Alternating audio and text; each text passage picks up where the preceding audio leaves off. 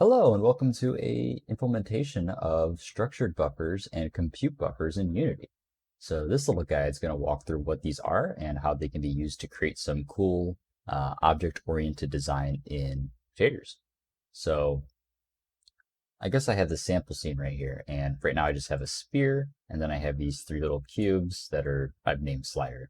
And they don't actually do anything, they're just standard shapes. These are scaled down a bit, but that's all. So my goal here is I'm going to create a material that uses a shader, and I'm going to apply it to the sphere. Then what I'm going to do is I'm going to basically change the color channels of that sphere's material by moving these different sliders up and down. So each slider is going to have its own RGB channel value, and it's going to change the color of the sphere based on their Y position in the world space. So with that said, let's just get right into it. So I'm going to create 4 different things. The first thing I'm going to have to do is create a shader. I'm going to create an unlit shader, and I'm just going to name the shader. And then I'm going to create a material. And we're just going to call that material. Now, if I go into my inspector for this material, I can see that the shader option, I need to set that to be this shader I just created. So I'm going to go into unlit, and I'm going to name it shader. So now I have a new material that uses an unlit shader, and I'm just going to drag and drop it onto this. I'm using an unlit shader because structured buffers are really tricky in surface shaders, so they can't really be used that easily right now, at least. But anyways, so the next thing I'm going to create is 2 mono behavior scripts. So I'm going to create a new one, and I'm going to name this master. And then I'm going to create a second one as soon as this loads, called the slider. And I'm going to take care of this right now, so I'm going to drag and drop my slider script onto each of my sliders. Just double check. All right, and then I can put this master script on anything. It doesn't matter. I'm just going to put it on the camera because I think that makes sense. And now let's jump into the code. So I'm going to start with the slider function here. And the first thing I need to do is I need to give each slider a variable that's going to correlate to the height of it in the world space. So I can just create a simple public float. I'm going to call this color. And this is what's going to be set to the Y position in the world space. So I'm just going to say in my update method, set every frame, I'm going to set the color to be equal to the Y position in world space. All right, and then when I'm passing this value into my shader is only going to read color channels from a range of 0 to 1. So if I put my color or my height of this cube to -1 by accident, it's going to break things. So really quickly, I'm just going to use a clamp function that's going to clamp my color between 0 and 1. So it's not going to go higher, it's not going to go lower. It's just going to stay in this range. And I actually need to make sure that my color is equal to that. Okay. So now what I need to do is I can get rid of the start method because I don't actually need it. I don't need any start functions called. Is I'm going to need to create a struct. And the struct is actually going to be the information that's passed into my shader. So a structured buffer is an array of structs. That's what it is. So we can't just pass in objects. We just have to pass in primitive data types. And that's what a GPU really does. It just kind of takes in structs anyways, vectors and all that kind of stuff. So I'm going to create a public struct outside of my class. And I'm going to call this slider info. And remember my declaration. And inside the slider info, I just need to give it a public float. And I'm just going to call this color again to keep everything simple. And the last thing I need to do is when I'm actually passing this into the GPU, I need to inform my buffer how big this struct is. So I'm going to create a static function that's going to return the byte size of this particular struct. So it's going to return a size of a float.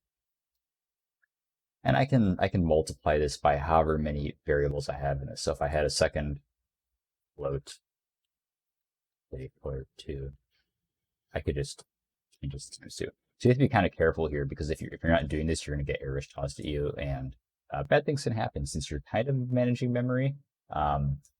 So just something to keep in mind. All right, and with that, we're actually done with our slider script. This is all it has to do. So the next thing is we're going to go and create our master script. This to load. And then in here, we're going to be doing a lot more work. So we're actually going to be needing 3 different things. So the first thing we're going to need is a reference to the material we're going to be doing work on. So I'm going to create a serialized field, so I can set this value inspector. And I was going to name this material. And then we're going to need 2 different things. We're going to need a list of sliders. I'm going to call this sliders. And then I'm going to need a compute buffer. And I'm going to name this buffer.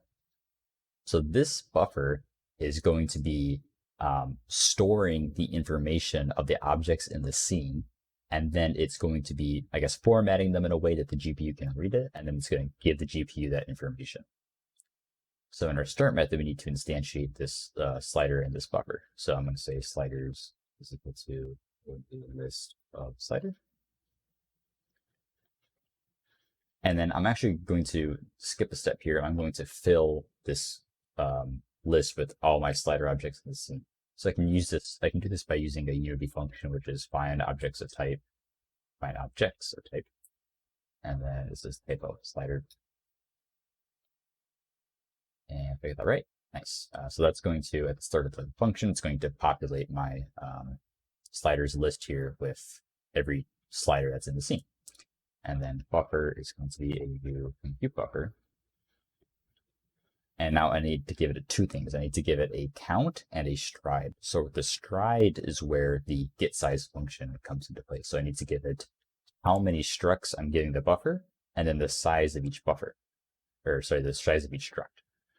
So for my count, well, I can just do sliders.count. So I'm grabbing every slider in the scene. And then for in stride, I can just do slider.getSize. Slider info.getSize, rather. All right. And so now that's set, we can go into our update function. Get rid of these comments. And so the first thing I need to do is I need to create an array of structs that I'm going to give to my buffer. So I'm going to create an array of slider info structs. Oops, typing's hard. And I'm going to name it slider info. And we're going to set this equal to a slider info, or slider info of size sliders.count. All right, so what I'm doing here is I'm just creating an array that's going to have the size of however many sliders are in this list. The next thing I need to do is I need to create a loop that's going to copy the information from this slider script here and place it into a struct, and then I'm going to store that struct into my slider info struct, slider info array struct. Lots of sliders, lots of structs. Words are hard also. So the next thing is create a new integer I is less than sliders.count. Oops. I++. All right, and then so I'm going to say slider info, let's say S is equal to a new slider info. And I can actually define the properties of my struct just by creating brackets here. And then I can say, okay, this struct's color is going to be equal to slider info I dot color. Oops, and then with that. And then lastly, I just need to say, okay, slider info, the little one, at index I is equal to S. So what I'm doing is I'm just creating a little loop, and it's going to run for as many sliders as I have in my scene. And it's going to create a new slider info struct. It's going to copy the information from the mono behavior and then store it, that information into that struct. And then I'm taking that struct and I'm placing it into my array. So now what I have is slider info now just exists as an array of structs, which is exactly what a structured buffer is going to be taking in. So to do that, at first I need to inform my buffer, hey, here's the information you need. So I'm going to call buffer.setData, and I'm going to give it slider info. So now my compute buffer here is filling itself with the slider info array. And then the last thing I need to do is I need to actually set my material. I need to pass that buffer into the shader. So I'm going to say material.setBuffer. And I need to give it a name. So the name is actually going to be what the name of the buffer in my shader is called. So I have to give it a string. So it's going to be very particular, and I have to get it perfect, otherwise it's not going to work. So to keep things simple, I'm just going to call it sliders. And then I have to give the compute buffer, which is just going to be buffer. All right. And then the last thing I want to do is just to do some more memory management stuff, is I'm just going to create a little function here. I'm going to use onDisable, so whenever I turn off the scene, this is going to get called, and it's simply going to dispose the buffer. So this is just a compute buffer function that clears the memory and nulls the pointer, and the garbage collector is happy, because otherwise it yells at you. So keep the garbage collector happy. So now that that's all set, we can actually go into the shader. So the shader, I think, is actually one of the easiest parts of this. So we come to a shader, unlit shader, and I don't actually like this fog, so I'm going to get rid of the fog. I think it just confuses me, and we're not actually using it in this example at all, so might as well. All right, so all we're doing in the shader is we're going to be returning a different color in the frag function. So the frag is the color of the pixels. So I'm going to be changing this in a bit, but first I need to set up my buffer properly. So I'm going to create a new struct called slider. And this is just going to have a float of color. I like to name everything pretty similar because the GPU likes to fight you on names, so I just make it happy by making everything the same so nothing gets confused. And then the next thing I need is a structured buffer. And then I have to give it a type. So it's going to be a type slider, and this is called sliders. So it's basically like a list. It has like the same syntax, right? So like list, and then I give the type. So in this case, the type is the slider. And then I have to give it a name, sliders. So if I go back to this master class here, again, I had to name the name of the buffer exactly. So sliders here has to be equal to sliders here. They have to be exactly identical, otherwise it won't work. So now for my final step is I'm just going to change this color that's returned to whatever I want it to be. So I'm going to delete this, and I'm going to rename it. So I'm going to give it 4 different variables that describe the RGBA values. So I have 3 sliders in my scene, and the great thing about structured buffers is I can actually index them just like I could in an object-oriented language like C#. So I can just say, okay, for my R color, I want it to be sliders of 0 dot color. For my G, I can say sliders 1 dot color. And then lastly, sliders 2 dot color. And then for my alpha channel, I'm just going to put in 1, so it's fully opaque. If I wanted to, I could make a 4th slider that changed the transparency. That's the great thing about this, is it's object oriented in a way, right? You can fill in whatever you want. You can add a 5th slider, and you could change, you could put that in the frag or the vert function, so you could change vertices with it. It's really dynamic, and it's really cool. So yeah, with that, I think we should have everything up and running. So I have this error about this being null, so let's do that real quick, fix that. And I think we should have everything done now. So I just need to simply assign this a material real quick. So I need to get this material that's being applied to my sphere here. And then real quickly, I see that my color is exposed to the inspector, which I don't really like that. So I'm just going to create a get it and set assessor, so that steals it from the inspector while keeping it public. So yeah, okay. So with that, let's hit play and see what happens. All right, so I ran into a little error in my logic. I really quick just put down, I wrote slider info I dot color. So I'm basically just setting itself to itself over and over. So I'm surprised I'm not really getting a, hey, you're doing the same thing error, but basically it needs to be set to sliders I dot color. So it needs to access the list slider, the mono behavior. All right, so now with everything done, we shouldn't have any more errors.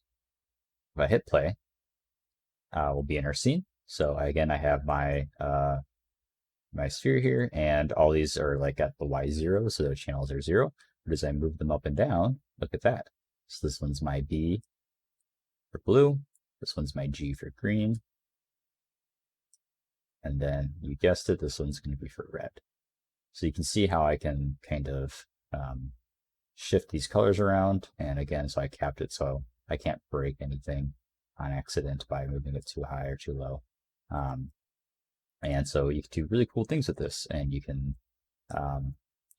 put any kind of variables. It doesn't have to be the Y position. It could be the rotation. It could be the scale, and you could use other properties from your scripts. It doesn't have to be this, color float variable. It could be some mathematical computation you make.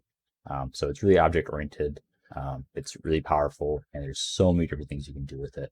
So if you're ever trying to figure out how to do some kind of object-oriented thing in shaders, structured buffers and compute buffers are exactly the way to do it. So thanks so much for watching, and hope you have fun with structured buffers.